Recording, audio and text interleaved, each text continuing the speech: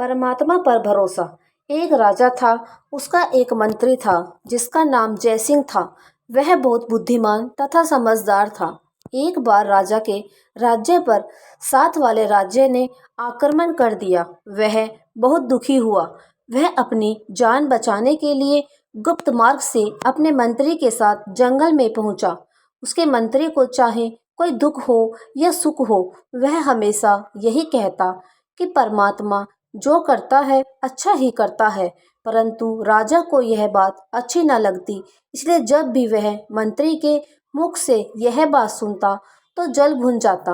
अब जब मंत्री और राजा अपनी जान बचाकर जंगल में पहुंचे तो मंत्री मन ही मन परमात्मा को धन्यवाद दे रहा था। उसने राजा से कहा, राजन, घबराने की क्या जरूरत है।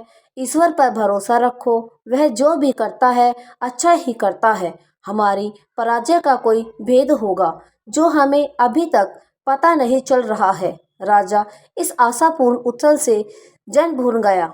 उसने मंत्री से कहा, तुम्हारा परमात्मा कितना निर्दयी है। उसने मेरा राजपाट ताज तक सभी मुझसे छीन लिया।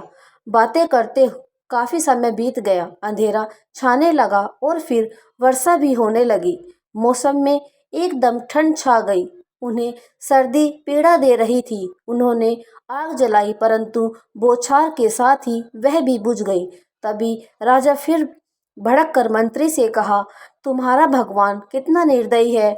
उसे हम पर जरा भी तरस नहीं आता। इतने में उन्हें घोड़े के टापू का स्वर सुनाई दिया। सिपाही घोड़े पर बैठ उनकी तरफ आ रहे थे। दुश्मनों के सिपाहियों को देखकर राजा का बुरा हाल हो रहा था, लेकिन अंधेरे होने के कारण राजा और मंत्री के घोड़े दिखाई नहीं दे रहे थे।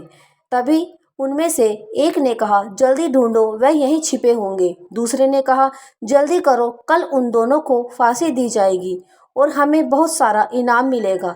लेकिन वे सैनिक राजा और मंत्री को न ढूंढ सके और अपना मुंह सा वापस लेकर चले गए।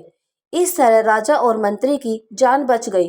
तभी मंत्री ने राजा से कहा, महाराज, अब तो आपको ईश्वर पर भरोसा हो गया होगा कि परमात्मा जो करता है अच्छा ही करता है। यदि भगवान की कृपा से वर्षा न होती तो सिपाही आग की रोशनी में हमें ढूंढ लेते और कल हमें फांसी हो जाती। अब राजा अपने समझदार भक्त मंत्री की बातें सुनकर बहुत प्रभावित हुआ। अब उसे परमात्मा पर विश्वास हो गया। उधर उसके राज्य में अचानक प्राकृतिक आपदाएं आई। राजमहल में बैठा दुश्मन राजा महल के मलबे को दब कर ही मर गया। चारों ओर हाहाकार मच गया। उधर मंत्री और राजा दोबारा अपने राज्य में चले गए। बिना लड़े भिड़े ही उन्हें राज्य पुनः प्राप्त भी हो गया। तो दोस्तों, यह कहानी आपको कैसी लगी कमेंट में जरूर बताइए। वीडियो को लाइक करें, शेयर करें, हमारे चैनल को सब्सक्राइब करें। Thank you.